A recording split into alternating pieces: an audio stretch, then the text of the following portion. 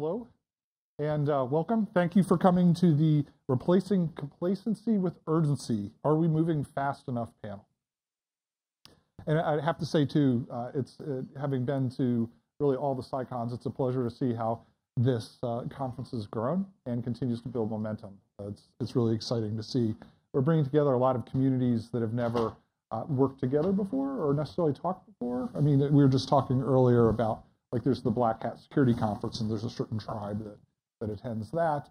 And the Washington, D.C. circuit, there's a certain set of people that work these issues and have their own set of conferences. So something that bridges the gap between those communities is really, really helpful.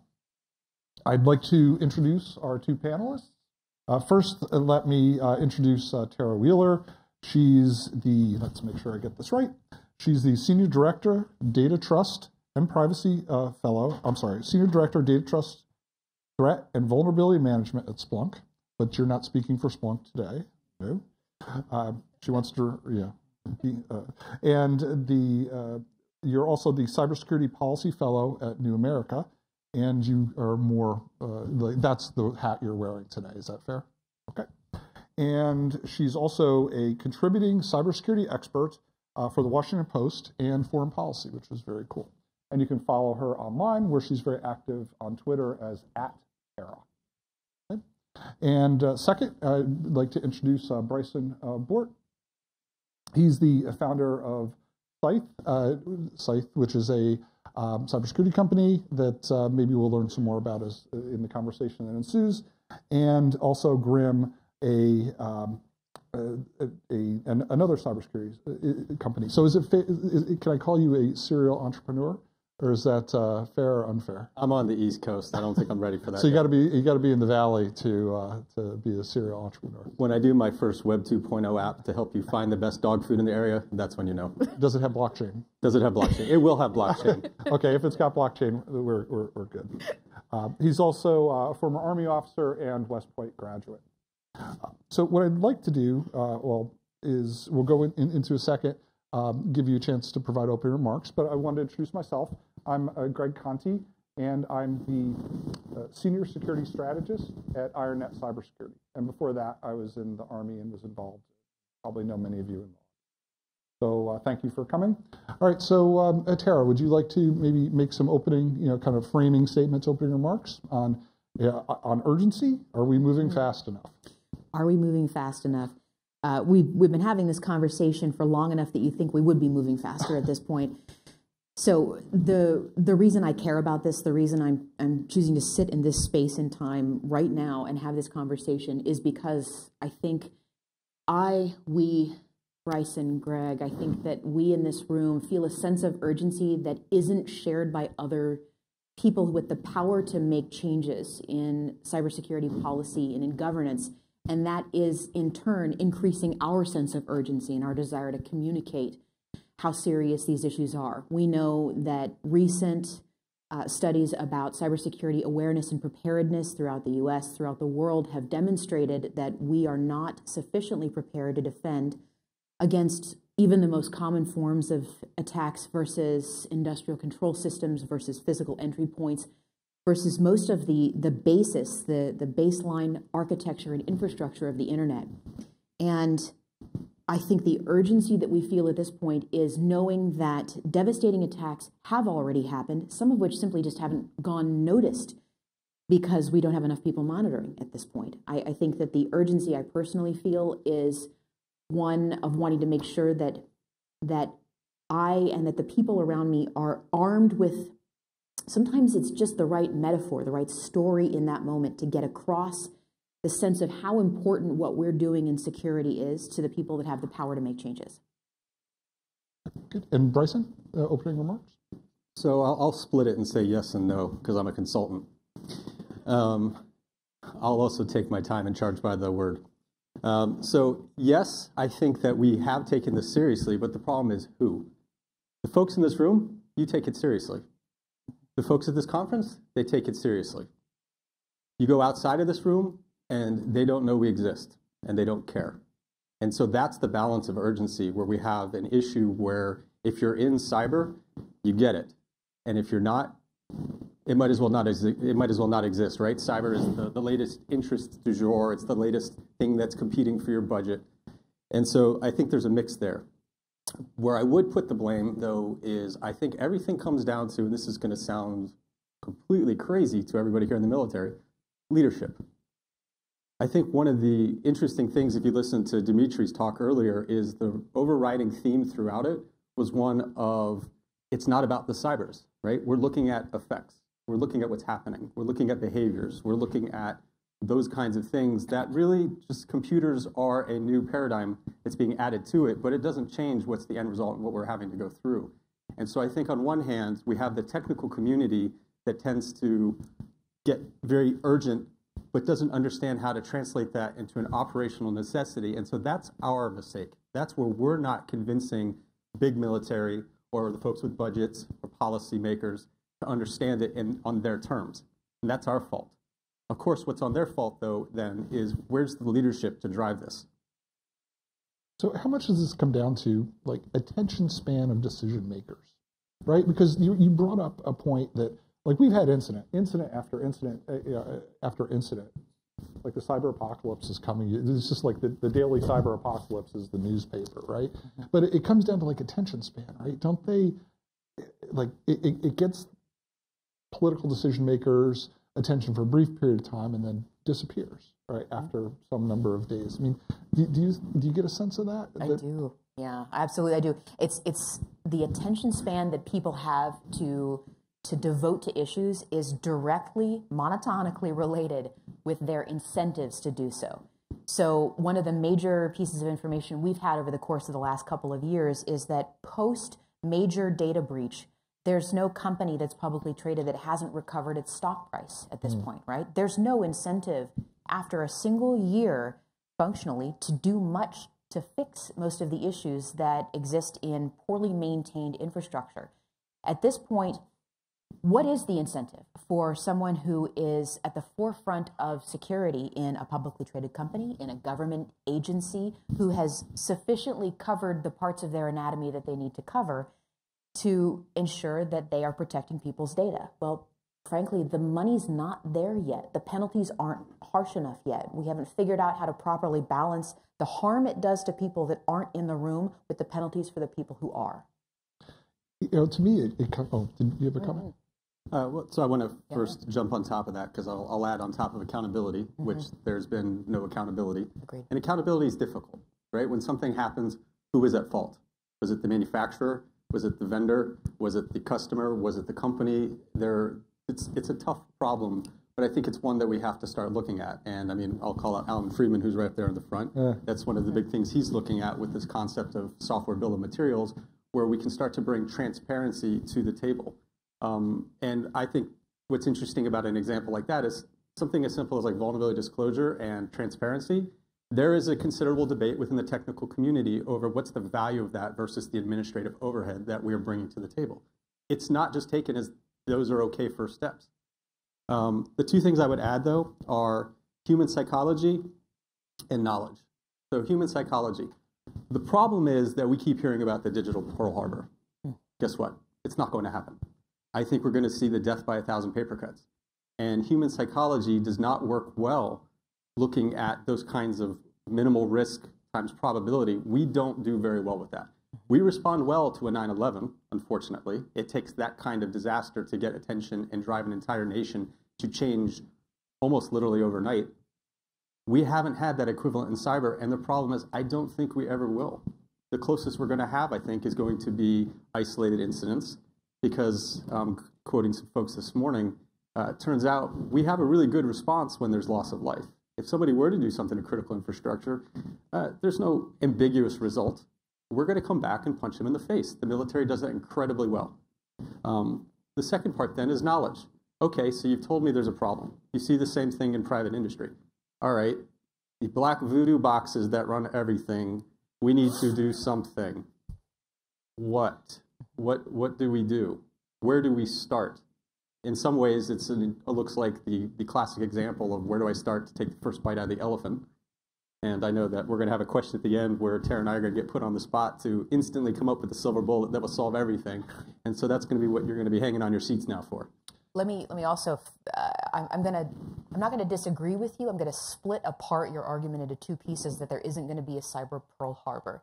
I think you're right that there isn't going to be a cyber Pearl Harbor, but I'm going to disagree about the nature of the death by 1,000 cuts. I think we're going to get both 1,000 cuts of improperly incentivized small leaks all over the place. I think you're absolutely correct on that one. However, the nature of, I had this conversation before, Greg and I have had this conversation several times at this point.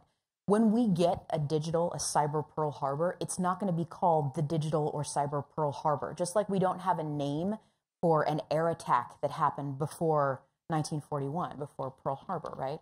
We don't have a name for attacks that preceded or succeeded something else that aren't identifiable singularities in time. When something bad enough happens in cyberspace that it devastates us the way 9/11 did, the way that Pearl Harbor did, it's going to have its own name. And the problem and the issue with how we're framing this is it's inevitably must cross over into meat space. It has to cross into physical space and be something that is identifiable, came from the cyber realm, but also has without any doubt major loss of life. That's what's going to be that next event. It's going to have its own name, but at that point, it's crossed over into the physical realm. Then we start to get to punch people in the face again, and I'm a fan of that, right? But the problem we're having is we have a split of those incentives, both the people that are patching as fast as they can every day and the people preparing for events that they can't yet predict. We keep trying to fight the previous war, prepare for the previous attack, defend against the attacks we know are out there. But the most devastating things that continue to happen to us are either perpetually, universally exploited, low-level, common stuff that everybody should already be fixing, like uncomplicated passwords or lack of 2FA, or devastating attacks no one saw coming, like WannaCry, right? So the two things split apart, and yeah, we're going to have that death by 1,000 cuts, but when we get to the point where we have that event that is defining for a loss of life that comes out of the cyber realm, it gets its own name at that point. We don't know what it is, but I'm not looking forward to finding out. So if I could, I think there is going to be I think there's two levels, right? I was thinking more like here inside the United States with us as a nation, but I think there is going to be a literal Pearl Harbor on the battlefield. And I think that's going to be the fact that the increasingly interconnected way that we do everything from doctrine down to actual technical execution. I mean, what is the F-35 but a floating internet-connected platform? I mean, they even pitch it that way because it's like, well, it can't really fly that well, but you know what? It can see everything. It can talk to everything else. And I think that's going to be the moment where we horrifically, catastrophically lose a battle, actual battlefield, like P.W. Singer's book, Ghost Fleet. I think that kind of example is going to happen where we lose because somebody else brought the ability to integrate cyber as a true fifth domain to the table. And I want to emphasize that I don't think cyber is actually a operational fifth domain today. I think it's a great collections platform. I think we get lots of intelligence. I think there's some interesting national level things that we do. But show me where it's actually an integrated equivalent to airspace, land, and sea, just like any other munition or operational capability. And that gap is going to come to us, and that's, I think, going to be the literal Pearl Harbor we have, where everything is sunk without a shot, as we understand it, being fired. So when I think about the death of 1,000 cuts kind of strategy, I mean, I think that's an active strategy being employed.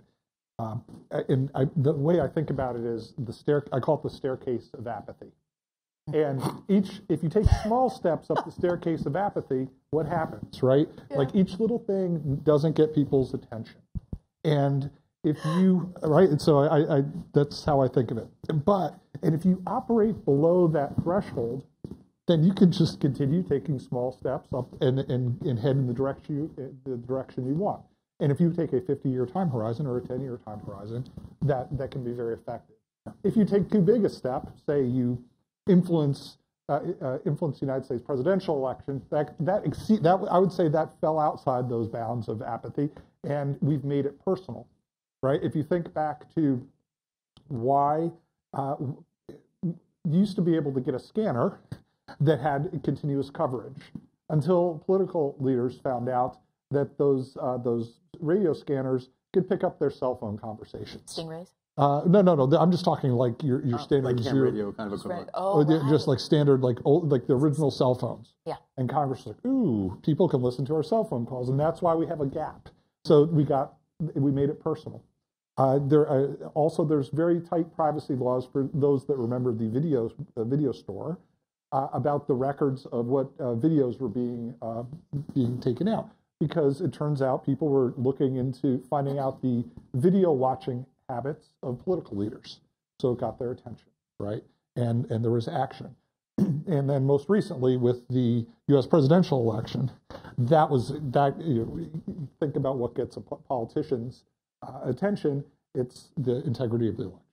Anyway, a staircase of apathy is the way I like to think about it. I actually kind of want your opinion on this one. I know it was about 4 or 5 days ago, I think it was Politico uncovered that there were several states that had voting machines with operational, internet-connected, unpassword protected FTP servers running, file upload and file download. Basically I'm an offensive security researcher. This is my dream to find an FTP server running. I've got whatever I want at that point, right?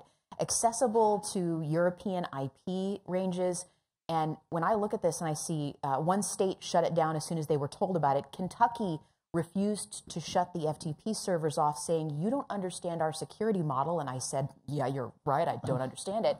What do we do when we point out what's wrong and the people in charge of those machines, the people in charge, this is incredibly urgent. Days ago this happens. What do we do when we point it out and nobody will change anything? And I want to know what you think. I mean, it comes down to, we probably have experts in the election process, but my understanding is that it's a states' rights issue. Right? Each state, they do not want federal, they do not want federal oversight of this. So because I think, as a result of the hacking that occurred during the last election, the federal government offered support, and many states turned it down.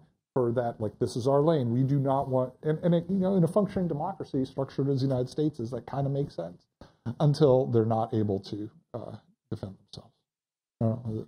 No, I mean, I would agree with you. Politics is politics, right? It's unfortunately not a cyber problem. It's a politics problem, and states' rights is how the process is administered. I think that as we start to consolidate now.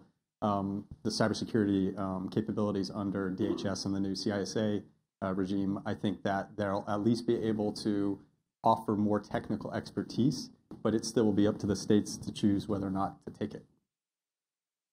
How do we overcome the apathy, though, I guess? How do we get off the staircase of apathy, the escalator of apathy? We have panels like this. No. No, I think this is where there's a reason there are, and I always joke there are no experts in cyber, but this is where I think we have at least passionate folks who claim to be experts like us, who continue to beat the drum and try to draw attention to these ways, both in a way that engages the technical community, engages the political community, engages through policymaking.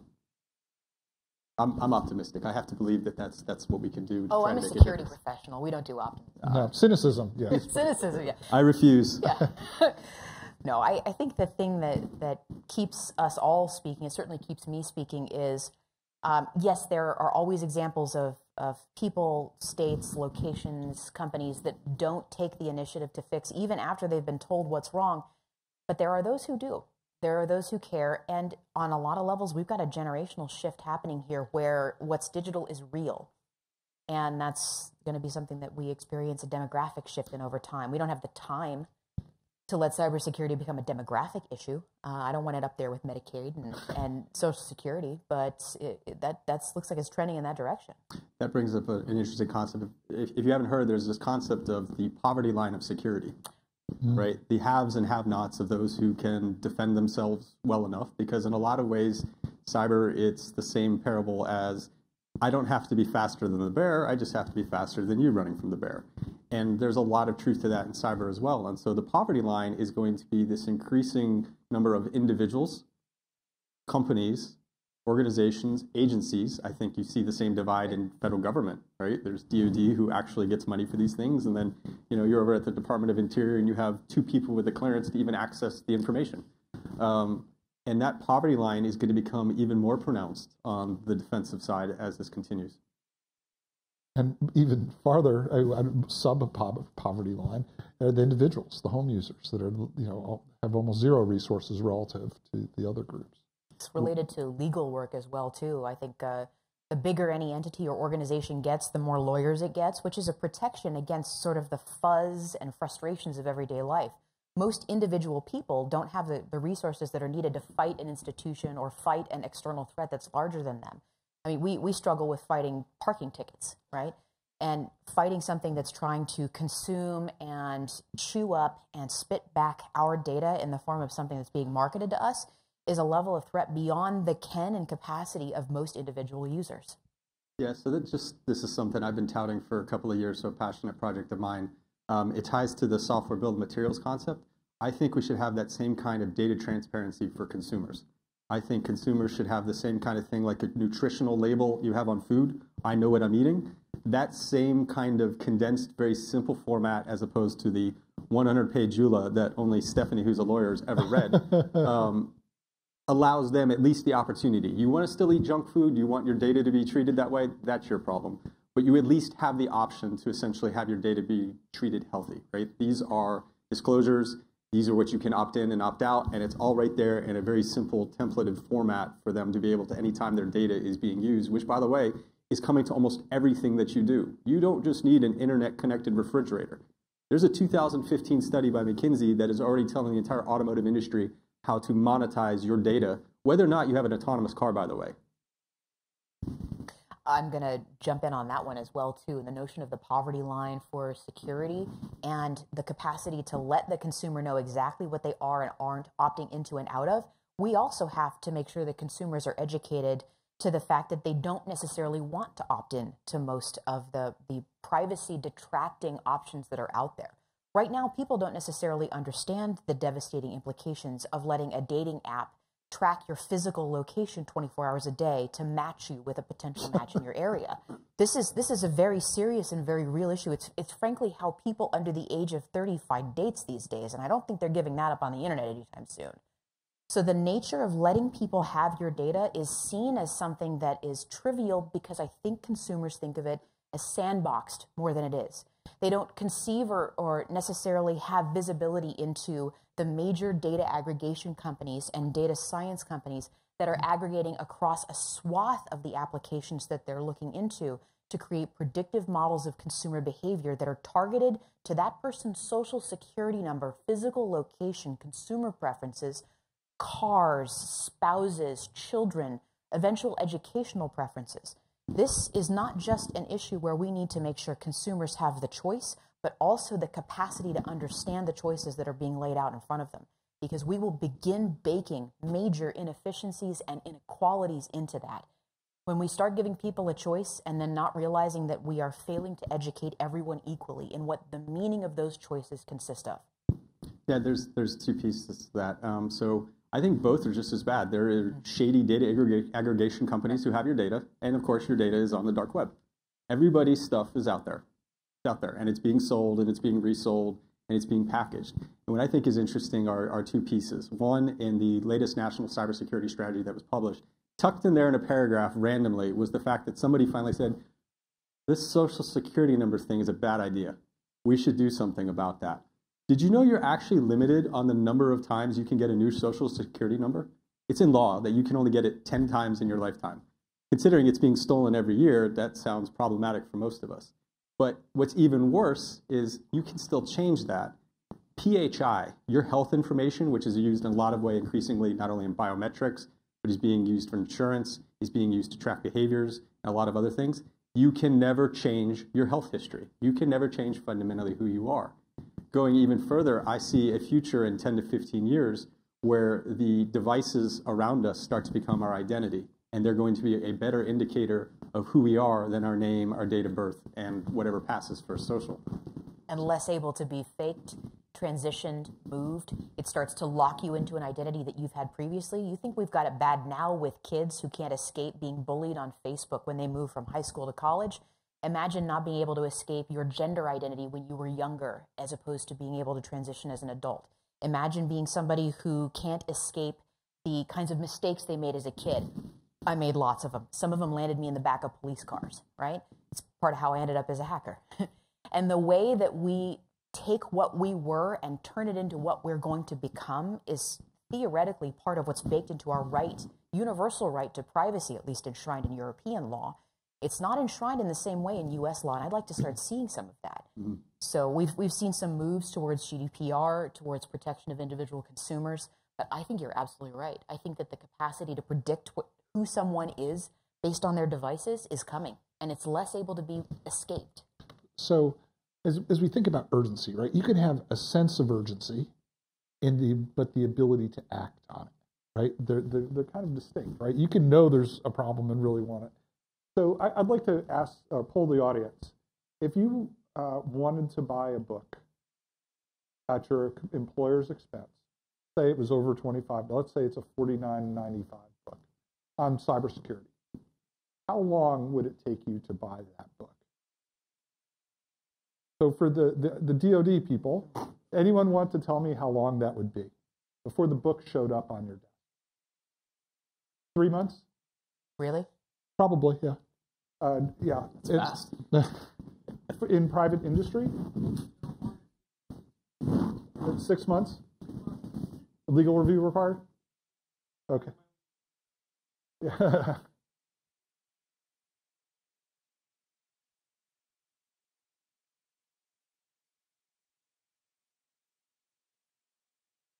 Yeah, and we're not joking, right? I would say when I was in the service in the early days, the government charge card came about to try and streamline the process because you don't need a contract for everything. And I could literally say, let's buy someone wanted to buy a book, we'd buy a book, and then literally go on to Amazon, and the book would appear 2 days later or whatever. But now we're to the point where that system is now broken. So I think, and then in private industry, if I want to buy a book, I just go on and buy it, and then I submit an expense report and I get paid back. I probably don't have to ask. And it's that type of agility, like how can we counter, have this sense of urgency or act upon it? I don't know, any thoughts? Because I think that organization, so in the context of organizational agility, like industry is fast in certain ways. You can, if you wanted to fire someone in the government, how hard is that? They're just laughing. I hear laughter. Wow, okay. If there's a talented person you want to hire, yeah, laughter, right? So I'll ask you, Bryson, you're CEO of a company. If you want to hire a talented person, how long does that take? As soon as they sign the offer. Yeah. We send the offer out same day. Speed is how you get the best talent. You have no choice. But I mean, you and I first met at DEF CON some number of years ago. Mm-hmm. And it's been interesting watching how difficult it has been for I'll pick on the Army, to make it back to DEF CON or to Black Hat or to any conference every year. And I believe several years it was actually the Chief of Staff of the Army who specifically vetoed the ability to attend the conference. And I mean, of course, why?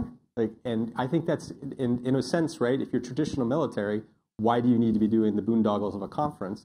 But at the same time, if you look at it from the technical perspective, it's all about everything in information security that is innovative is on the edge. And there's a fundamental reason for that, because the mainstream becomes the test matrix for what the offense builds, which is why we see the lag times of response. And so the way I always summarize it is that defensive knowledge writ large is like the expansion of the universe, and it's these like bubbles of reaction, and it can never go ahead of the offense, because if defense discovers something and blocks it before it's been done, the offense will just simply never do it, and they'll move on to something else. And so as I saw those challenges, there's a real key need for the military and cyber to be a part of the conversation, both in terms of advancing their opinion in a civilian public space, as well as the exchange of networking. I mean, that is, again, how you and I and a lot of the ACI colonels first met many, many years ago, back when it was, just a dream, a gleam in your eye. And on the note, too, that there's more that private industry could do to reach out and help improve the knowledge that cyber professionals in the military have access to. One of the things I saw, I think it might have been Leslie Carhart, I think on the internet, maybe a week or so ago, noted that one of the key things that private industry and the cybersecurity industry and community can do is make sure there is enough notice for good local upcoming cybersecurity events. B-sides conferences, local cybersecurity meetups often require, in a way that I actually didn't know until I'd asked a couple of people, required permission and advance clearance to attend. It's very common for B-sides or small InfoSec conferences to not have dates or information up until 10, 11 weeks before the event, since most folk will show up. Now, I didn't realize it could take you 3 to 6 months to get clearance to attend an event like this. And one of the things I think that private communities and industries can do to improve this kind of information flow is have a predictable, regular time on an annual basis for these kinds of events. But more than that, the flexibility that is there, we can respond in the community with predictable times and events and programming, but we've got to also see if there's a way to make some more flexibility appear for cybersecurity professionals who 6 months before getting clearance for something know that 3 months out, that knowledge is already going to be really, frankly, obsolete. So I would, and I'll ask the audience the question. So about, I don't know, 10 years ago as a lieutenant colonel, I could get orders processed. I was we had review and approval authority in my organization, the cybersecurity organization. We could get them done in basically the time it took to click through the form, right?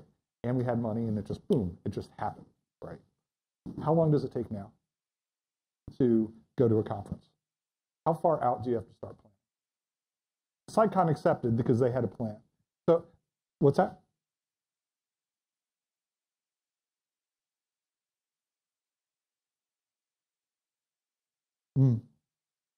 A year.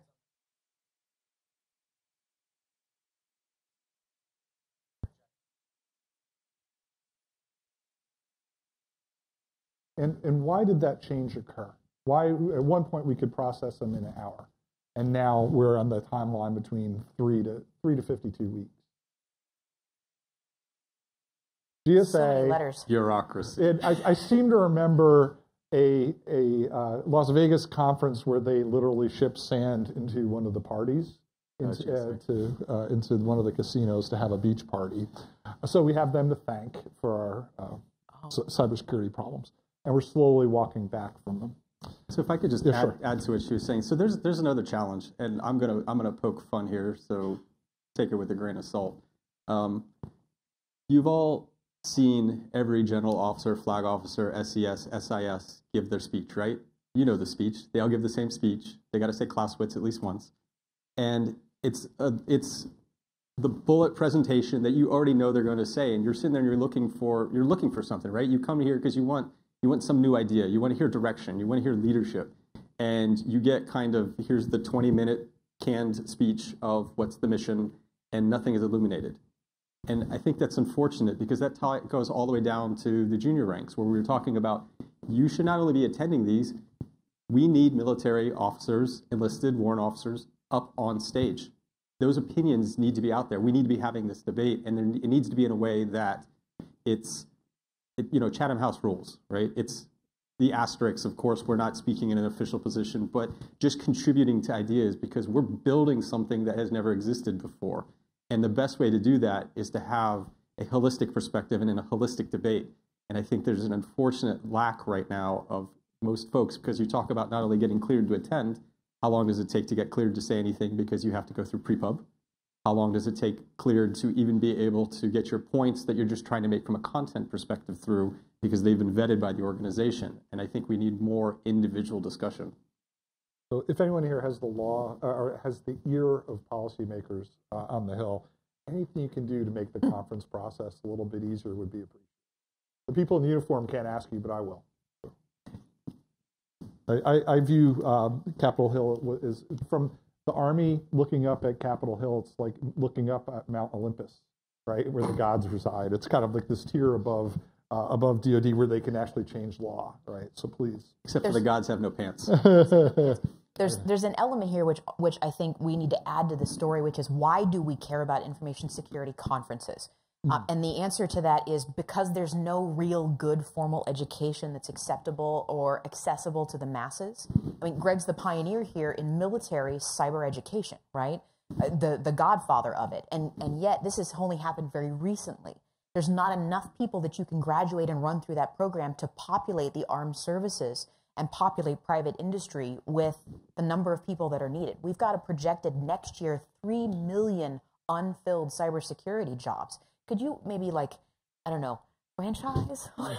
But the problem we're having is that the only place you can really learn this information, learn how to break into things, is conferences. There's no accessible education. We've already got the issues with education set aside. So how do you learn? I have transitioned over the course of my career from somebody who broke into things badly to someone who is more of a defender, back again to someone who's more on the offensive side. This information is not available except in short courses at a couple of very specific locations or in CTFs at cybersecurity conferences. You have to collaborate with people, find a crew, and work on projects.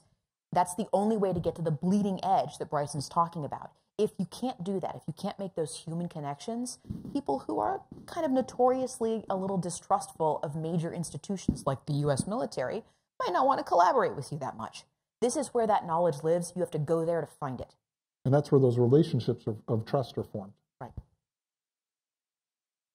Okay, so as we look about developing a sense of urgency, how do we actually develop a sense of urgency in our organization rather than business as usual when it comes to security?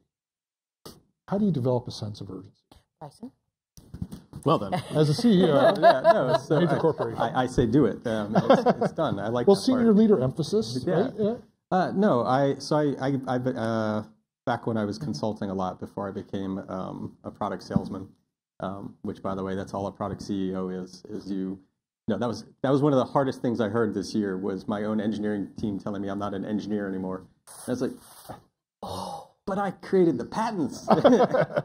Oh, I haven't touched the keyboard. I don't do that anymore. It was a sad moment. I still haven't given it up. And I turned 40, so it's just a really bad year. And one of the questions I got when I was consultant, and actually now ties into what our platform does, was they'd be like, what security products would you recommend? What do you see that works and doesn't work? And the only difference that I've ever seen in every company I've ever been to comes down to one thing. Either the leadership cared or they didn't. It didn't matter what product you had. It didn't matter what controls. It didn't matter what snazzy, awesome Halo folks that you had there that were the best and the brightest. The leadership either made it a part of the everyday and it mattered. And that ties, by the way, to accountability, because it goes all the way from starting on, do I care about configuration management and change control, to we actually stay current and we have processes to stay current. And that big difference, again, I put it down onto what I said earlier. I blame the technical community whenever you see a report or an engagement with a board or a leader and you talk nerd to them. Do not talk nerd. Talk operations, talk business, talk impact. Risk management. Talk risk. And risk is tricky too, because risk is, of course, probability times impact. Well, what's the probability of anything? Like, it's a probability of an unknown, and you go back into the human psychology loop. But I think this is where there's been a lot of efficacy in doing leadership tabletop exercises, like actually bring in every staff representative of the organization and walk through a very simple 30 to 60 minute exercise of your own concoction, and watch the wheels start to turn as they start to realize that I didn't realize we needed HR for that, or who thought that PR needed to be a part of this. And the IT folks, of course, because IT people aren't necessarily even security people. This is a big problem in industrial control systems where there are a lot of facility bubbas and they're not security folks. They're not IT folks. Their understanding of budget was I need to replace something every 20 to 30 years. Not that I ever needed to patch it. That wasn't a concept. I'm curious about this one right here. One of the most effective things I've seen is incident response tabletop scenarios. Yep. Are you finding that that's one of the most effective? Because it's a story, right? It's a story. That you can tell, and that seems to make a huge impact. Do you think it's the tabletop scenarios that work better than anything? Or? I really do, because I think, one, people have fun with it. They do. It's an accessible way to talk about cyber. There's pizza. There's always pizza. Yeah. Or Mountain Dew. We want them to have the real experience, right? You need to eat cold pizza and Mountain Dew, and it needs to be Friday night at right 10 o'clock at night. Right before a holiday weekend, all right? That's the true security experience. No, it makes a story in an accessible way, and you don't have to understand the details. I don't need to know that this is a Linux distro and it had this particular vulnerability and it's tied to, oh, by the way, it had an Apache server over here and that's how it got out. Like, they don't need to know that. They just need to understand, going to what you were saying earlier, is it's a story to make risk real in a way that they can actually ingest and tie it to their daily lives and their responsibilities. So I did a tech boot camp through my think tank for lawyers just a couple of weeks ago. We're going to be doing it again. And at the end of it, it didn't even make sense, but I decided to do an IR capstone. Like, we were just doing here's 4.5 hours of covering everything from what is blockchain to what is TCP/IP. And at the end of it, we decided to do an IR capstone because I thought it was just a way to actually engage them in the story versus just giving them facts for legal cases. So, Bryson, you're involved with the ICS Village, right? Because I think that is part of this communication, right? So, like, you're talking about making something visible that hasn't been visible. So, not speaking nerd, well, if you see, like physical things happening, that conveys the message. So can you tell us a little bit about the ICS Village, and maybe, because I think it's an interesting story and a great, kind of contribution.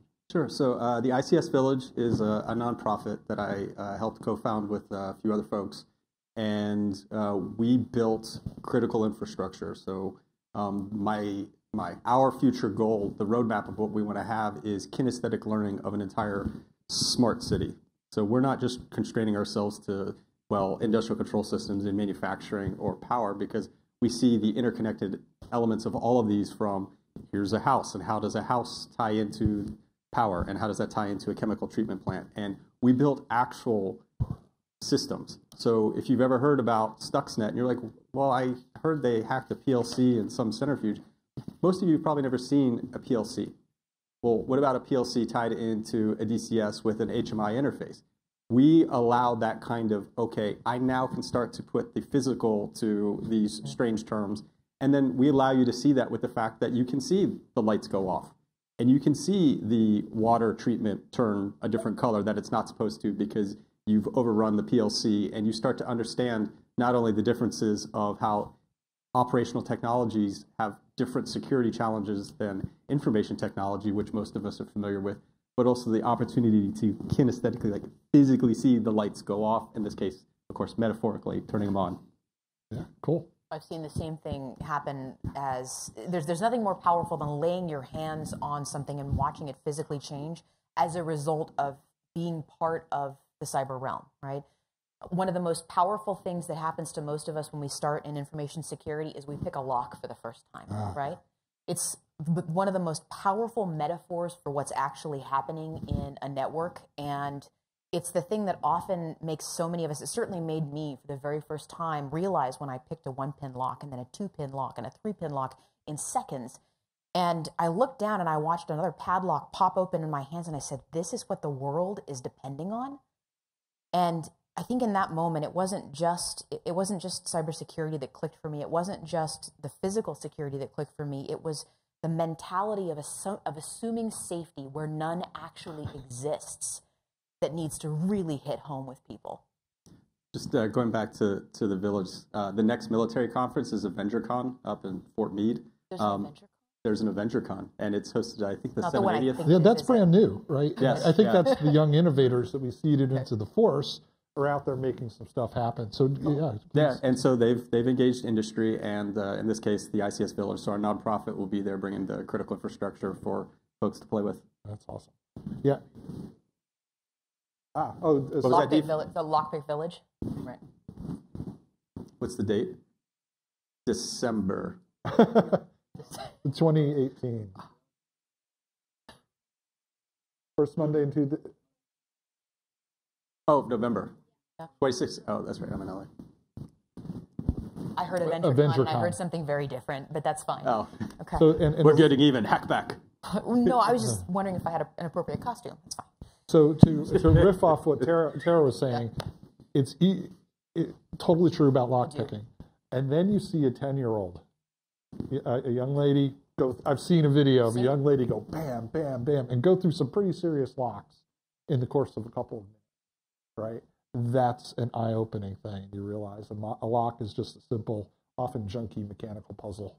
And speaking of junky mechanical puzzles, Voting Village this last year at DEF CON, I mean, a bunch of voting machines that were bought off eBay. You know, Matt Blaze, who created Voting Village, e-Voting Village, this wasn't something where he sourced them in any way other than buying them available publicly on eBay, right? So, you know, you want to watch that same 10-year-old girl because the stories are out there on Motherboard and so forth. Same 10-year-old girl, or at least another 10-year-old girl, walking through junky mechanical puzzles that we use to, you know, run our democracy on. That's great.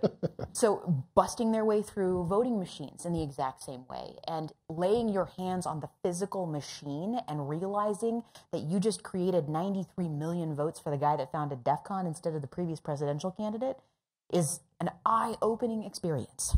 Life-changing. Life-changing. Yeah, I think Batman got a solid 81 million behind him.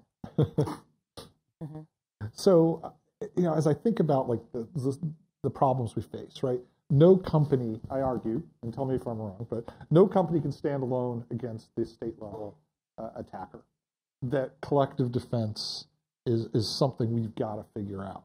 Like defensive, and now you can tell me I'm wrong or you know, punch me in the nose or nuance what I'm saying, but I think that no company can stand alone and that we need to figure out, we need a sense of urgency around collective defense because companies have to work together and they're competitors. So we have to work through that. If we don't, then they stand alone and they're going to fail. And certainly that poverty line will fail. And at the same time, the government has to be involved. Because even if you have all the defenders talking and sharing and defending really, really well, you're still going to have a problem because they can't do anything back, right? So that the government has a monopoly on the use of force. That you have to have a connectivity between these sectors that you're trying, you know, collective defense and the government, so they can request effects. In many ways, it sounds like a effects request in the military. I would like this DDoS attack to stop. I would like this, you know, choose whatever incident. That should be at speed, be able to be shared with the government with a request for effects. Make it stop. And you don't care if it's the government does a cyber operation back, they send in the Marines, they do a demarche, they, you know, whatever lever of power they want to push, you don't care as long as that effect is achieved. So what do you think? Am I crazy, or does that, I mean, do we need that? Are you crazy or are you right? Both. Am I both? Both of these things can be, I think that the passion of a pioneer makes us all a little bit out there on the edge, right? But I think that what you're saying about the nature of this involves creating the incentives. We have to continue to create, yes, and we sigh when we think about this, but everything is in it. I had a great professor once who said, you know, in contravention of James Carville, it's the incentives, stupid. It's what makes people want to do what they want to do. And so the best answer I've ever figured out is align your incentives with the behavior that you want to see. And over time, the problem is that incentives can be misaligned to create inappropriate behavior, like waiting a year to figure out if you want to go to a conference that's going to present information a couple of weeks out that you need to defend your institution over the intervening year, right? That is a misaligned incentive, and it stops you from getting done what you need to get done. How do we fix that? So the government can help with that. I mean, they are able to make things like liability is a concern, right? So they can regulatory frameworks. Yeah, that can help. Anyway, sorry, Bryson, go ahead. Yeah, no, I think that is one of the misconceptions about government in regulatory solutions is government is trying. There's nobody in government who's actually trying to do it wrong. But it's complex and it's hard. And I think most folks understand that we have to iterate our ways because when we don't, government has the ability to create bubbles through artificial incentive. Government, more than anybody, can create a market that doesn't make sense very easily merely by fiat. They like to do that. Well, they don't like to do that. They do it by accident. I'm the optimist. All right, clearly I know my role up here. Meanwhile, Alan's nodding his head. $20 afterward. But going back to it, private industry has also in the the absence of government leadership taken this for themselves. So we've had the government say, private industry, you're on your own. Nation state against you, too bad. Like we're not going to come after you. And guess who's the soft target that they're going to go after? If I'm looking at how I'm going to hit something, I'm going to go after the largest economy in the world, and I'm going to go after private industry. But you've already seen through that incentive, like you were talking about DDoSes, there's an alliance, I remember Microsoft's in it and several other folks, who are already fighting the fight essentially on the front lines of those kinds of malicious activities, DDoS, botnets, and a lot of other things, and they are cutting them off on their own because they control the infrastructure that goes through. And so they're making those unilateral decisions. They are going to government then with legal information, so that DOJ has now shown an interest in prosecuting overseas and has had some very successful high-level cases of extradition and really putting the spotlight on doxing who's behind whatever the previous anonymous campaigns were. The other thing is that, so we all talk about information sharing. Information is useless by itself. We don't need more information. We need data in context. And I think this has been the trough of disillusionment for threat intelligence, as everyone got very excited around this concept of, well, if I know what's coming and if I know what they have and if I'm able to respond to that quickly. And what we've seen so far with the limit of the current approach is that I can establish ephemeral IOCs, defend against those. But of course, the attackers already moved past that because they build algorithms to change their C2 into the campaign. And so it's constantly changing, and all you're doing is following and following and following as you sinkhole domains that no longer matter and IPs that no longer matter. And what we're missing then is the next step of something like that, and this is the challenge for the greater community, is not how do we have great individuals, because we're short those great individuals. How do we find a way to automate that at a process level so I can operationalize that understanding, automatically ingest that into my organization to defend against something and not just continue to react.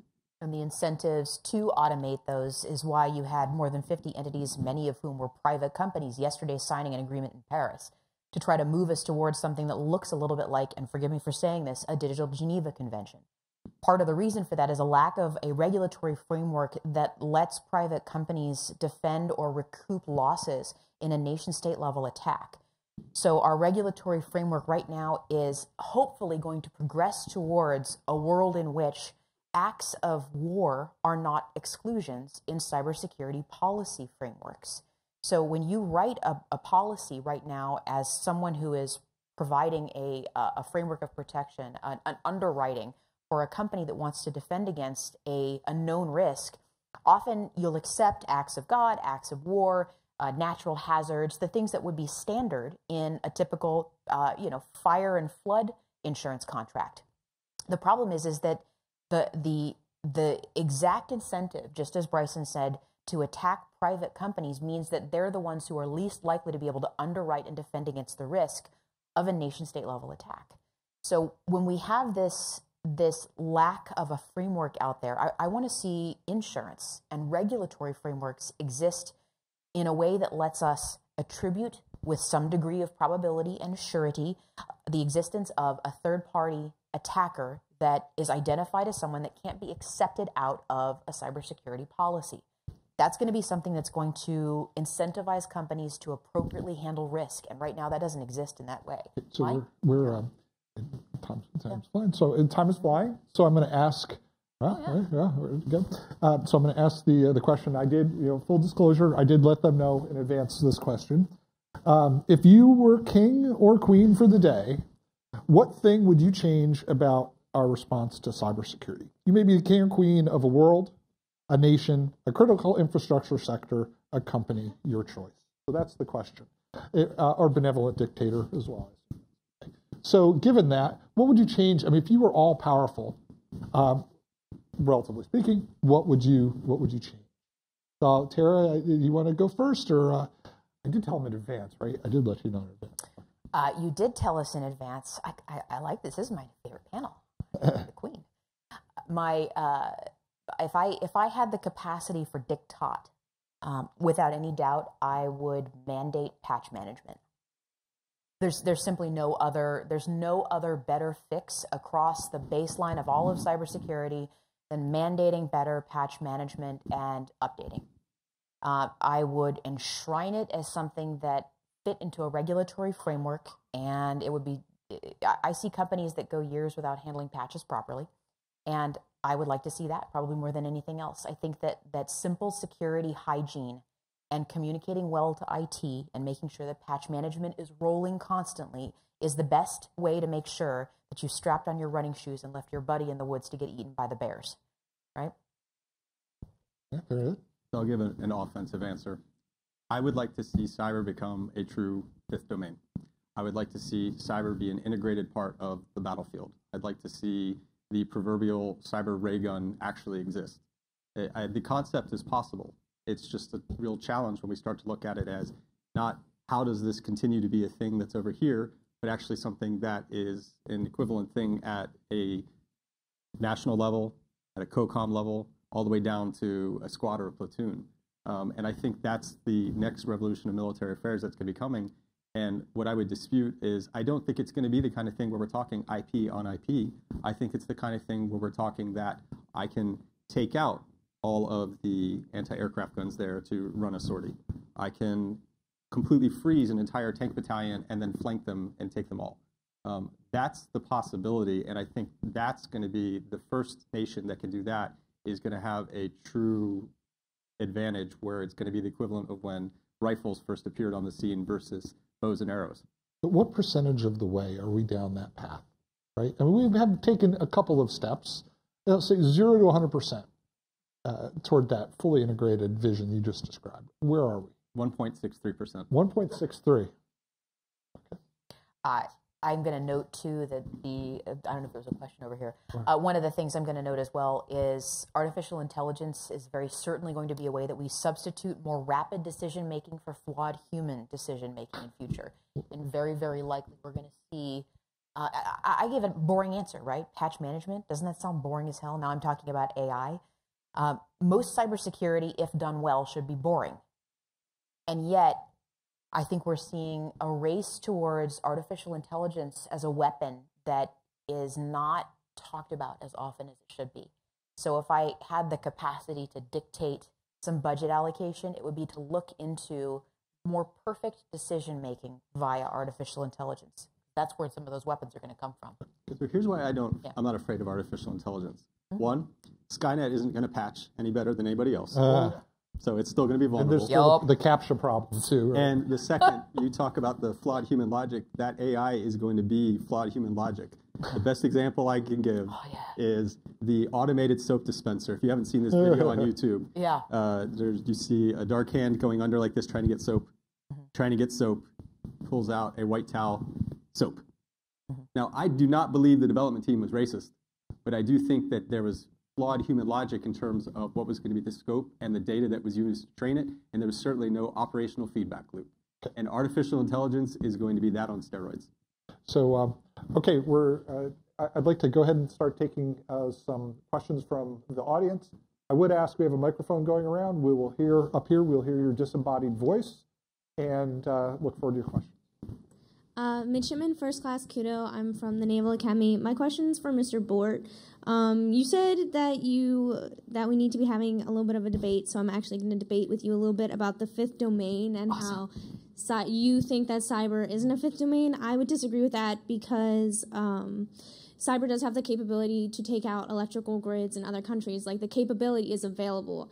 I would disagree with the fact that you think it's not a fifth domain because, from what I took it, is because we haven't tried to do that yet. And I believe the reason why we haven't done that yet is because no country wants to start World War III, and that would be some sort of escalation towards a war. And I don't think that any country wants to start a war, because no country wants to start a war unless they're 100% certain that they're going to win that war. So I believe that the capability is definitely out there to take lives, but just because we haven't taken lives yet doesn't mean that it doesn't deserve the title of fifth domain. No, that's a fair point. So clearly the United States has phenomenal offensive cyber capabilities. Theoretically speaking, we were behind Stuxnet, and everybody saw that. But if you look at that, I just like the same thing with power, assuming that we even had that level. Just because you have a capability does not mean that it's doctrinally integrated, that it's trained, and that it's something that is brought through all the way through tactical conclusions. I would say we have national capabilities, but those aren't something that's treated in the DoD context of actual domain effects. That's more that nuance of what I was trying to push, is that we have something that's great over here, just like we have phenomenal intelligence capabilities. But just because you have phenomenal intelligence over here does not mean that necessarily the tactical commander on the ground has access to it or can do anything about it. And in a way, that's been one of the other challenges with cyber, is that we've tied our hands so much with worrying about collateral damage that it's only been recently that there started to be a shift in kind of a, well, if that happens, who cares? I wrote an article the other month where I evoked that our new purpose now is the scorched computer with the flames coming out and there's an American flag planted there. And that's a new concept in cyber, actually. Hi, my name is Eric Louie. I'm from Deloitte & Touche. My question is regarding automation. So I think a couple of years ago, was it Dan Geer gave a talk where he was, forecasting AI versus AI. It's going to be the future of detection and response. And obviously we're not there yet and won't be there tomorrow. But as we move towards that, how do we build in the proper procedures and protocol to enable transparency into your algorithm, so that if your algorithm says we should do this, or your algorithm just starts doing this, at some point you're delegating that, you understand why and how that calculation came to be, and B, how do you design enough human inject points that you can correct your autopilot, as it were, while at the same time enabling sufficient automated response and not relying too much on slow human processes and procedures? I would definitely disagree with the notion that we're not there yet. It was 2 years ago, I think, at the Cyber DARPA Grand Challenge at DEF CON that we saw AI versus AI for the first time, finding and defining new zero-day vulnerabilities in each other's algorithms and in a stack that was predefined as the castle to take. So that challenge was created in order to demonstrate exactly what you're describing now and what Dan Geer's talk was about. The question, the interesting part of the question is, how do we find out what happened and tune the algorithm as we're going? So the answer is observability on an ongoing basis for authorized parties. The people that created those, each of those artificial intelligences, each of those algorithms that were backed by data science that let them probabilistically determine the location of and then confirm the existence of vulnerabilities in pre-existing software, could not only observe real time, but they had also specifically built in forensic capability to go back and and review the logs that had been generated. That's part of how they verified the existence of and human tested what had happened. We're always going to be, as Bryson is absolutely correct in saying, building in our own lack of logic, but at least we understand that. We understand that there's imperfection inherent in our own creations and can go back and adjust. The problem, of course, is that we have to do so ex post facto.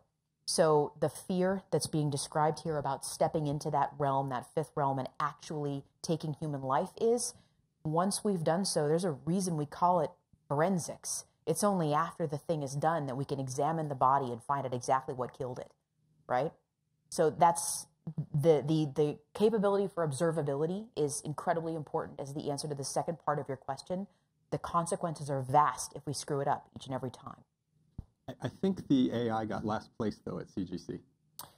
Both of them, I think the AI was one that was a fully independent AI, but the two teams that won were the ones that had their own algorithms they tuned throughout the process, if I am recalling correctly.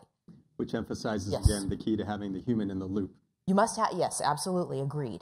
The additional thing that I'll add is, you see this, again, AI is just a way to automate humanity to some degree, right? Like how do we bring some, it's not sentience, right? But more complex branch logic, more complex thought in tailoring that.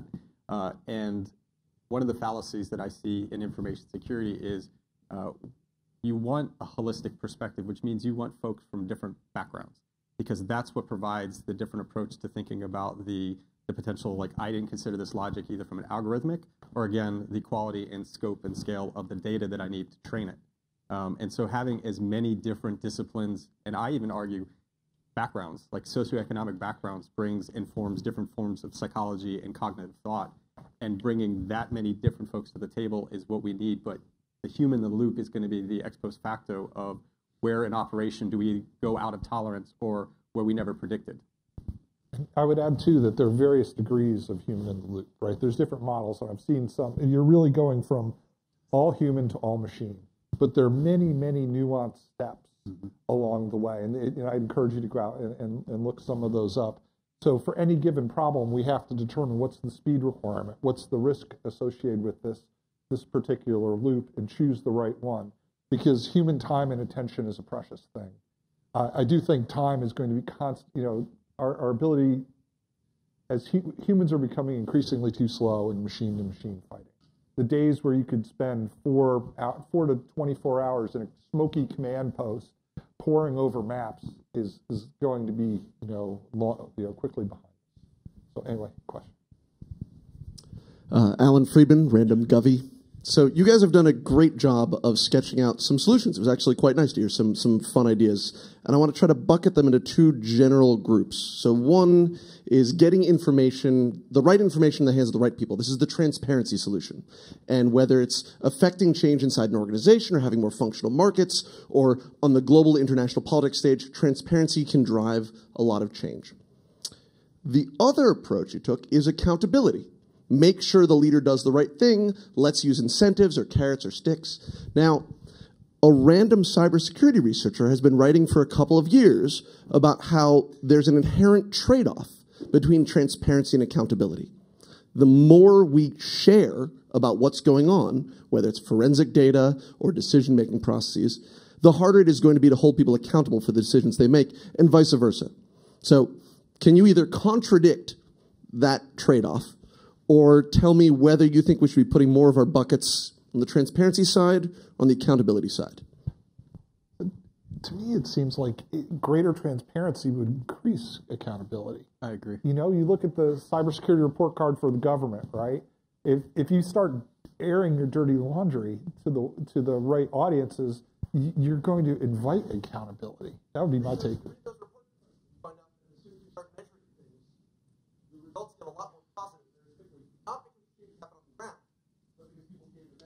Yeah. I'm going to let Bryson respond first if he wants to, because I've got a concept in my head and I want to develop it for a second. So if you've got a thought. Yeah, I agree with Greg on that. So I'm going to call out an example I've seen in industry that there's been a lot of interest in risk rating, not just even like the government like FSMA, but also with commercial products that bring ratings, because at the end of the day, the board likes to see green, and I understand green. Doesn't matter what green means, but I know green, and I like green. Stoplight diagrams are awesome. Yes, right? And you know, this is why generals get to pick colors. And at the end of the day, there's a clear like fallacy to everyone knows. Well, what is the value and authenticity to that rating? But it does drive awareness, and it drives action. And I lost my train of thought. And it's that visibility that you provide to the senior leader then that can move progress forward, create that sense of urgency, perhaps. I think I love the question Alan asked, and I'm going to cheat a little bit because I know you share my background in political economy. For those of you in the room who spent some time doing economics, we talk about incentives because they matter. How many of you are familiar with the unholy trinity, the Mundell-Fleming theorem that says that you can choose 2 things to control in an open economy? You can choose capital flows, monetary prices, or fiscal policy, right? Interest rates, free movement of money, and taxation. You can control 2 of those things, but must let the other one fly free. Otherwise, you will disincentivize and twist an economy out of order. Prices will become irrelevant to the good that is actually being transacted. So that's the unholy loop that people find themselves in. I'm actually going to propose that what Alan's describing here and what we're describing with accountability and transparency is actually 2 sides of a different unholy trinity, where the third pyramid, the third piece of that triangle is innovation.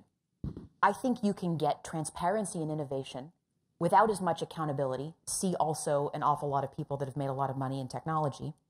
I think you can get transparency and accountability, but it's going to stifle innovation for fear of a lot of the work that people are trying to do freely, spinning freely, and making it available to people and protecting it.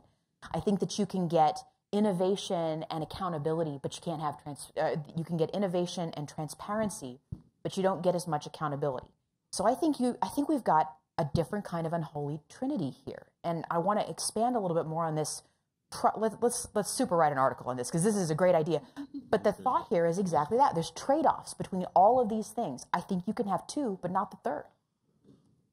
No, I absolutely concur. And this is the advantage of being on stage with people that are smarter than you, is you get to follow them.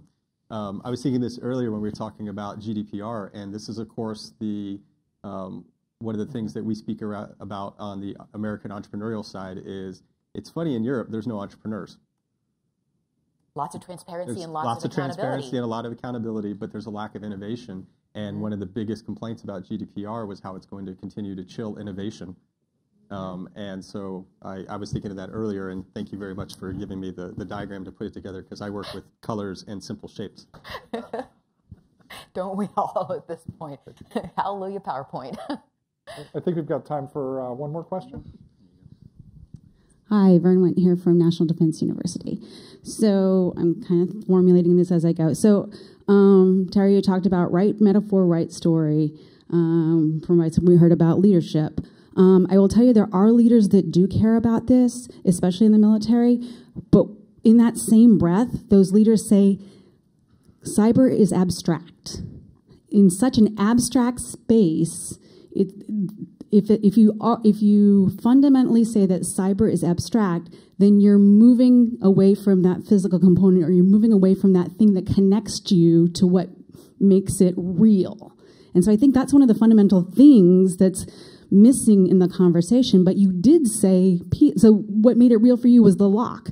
What makes it real for people when they understand is the ICS village. It's real. There's a physical piece that goes with it. So I think part of the conversation needs to be, how do we bridge the gap between this, the fact that it is not real to enough people, that it's too abstract.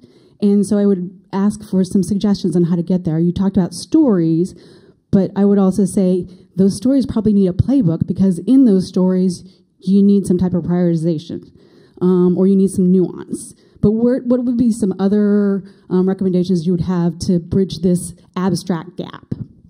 So I'll answer that. This is where I see the challenge of the military is one of culture.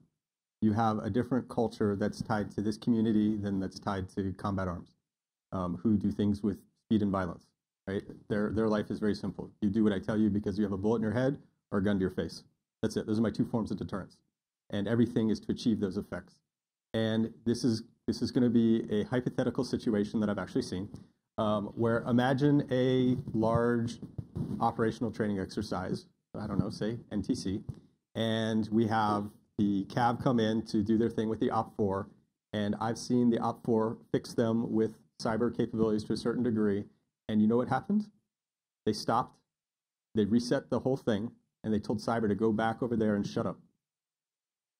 And this is an example where you told a story, but the problem is you told the wrong story. And the story, this is where I was going back to why, if I were king for a day, what I would do is building offensive capabilities, because again, that ties with big military's mission. And if we want to cross that cultural divide, I need to not be an example of another black mark on a battalion commander, an offensive, or a combat arms battalion commander's OER because he failed on something, but showing how he completely succeeded because we were a part of that story. My dad taught me to play poker with jelly beans. It worked. 2 + 2 is also abstract. It's a symbol for a meaning, for something that exists outside yourself that is commonly accepted as reality. The problem you're describing is that cyber is not commonly accepted as reality by the people you're talking to. Dad taught me to play poker with jelly beans. And something about the way that we learn to translate the concrete into the abstract has to start making its way into this conversation. When Mom taught me to add when I was little, she did it with M&Ms, right? Here's 2 M&Ms and 2 M&Ms. How many M&Ms do you have when I put them together? Well, there's 4 M&Ms, right? And then she said, but what if you put it on the page over here and there's a 2 and a 2? How many do you have now? 4. Well, why isn't it 3? Well, I just know. Now, it doesn't make it wrong that she taught me with M&Ms, or that dad taught me poker with jelly beans, but it does mean that the just knowing, the starting from a known good state of the world, that 2 + 2 = 4, is not what's happening with the people that you're talking to. You have to start from a known good state of the world where you accept common meanings for terms. And when you say people are going to lose their livelihoods, they could die, they'll lose what they've got, the data that we have will go away if you don't pay attention to this fifth realm. If you're not starting from the same known good state of the world, that's not going to get across to them. The example that I've got for you is this one. I don't get to go to too many escape rooms in Seattle anymore. And the reason why is, well, so first of all, my husband and I love to go on escape rooms for dates, right? We sort of break them. And that happens because how can you cheat when you're getting out of an escape room if you get out, right? And maybe the thing that we have to do is start making it real to those people that you're speaking to, the same exact thing that Bryson's covering, that you're starting first from a known good state of the world and moving to symbols to explain a reality. And second, there's no cheat code that makes it okay to reset if cyber comes in and screws everything up. If you've gotten out of the room, did you really cheat? You escaped, right?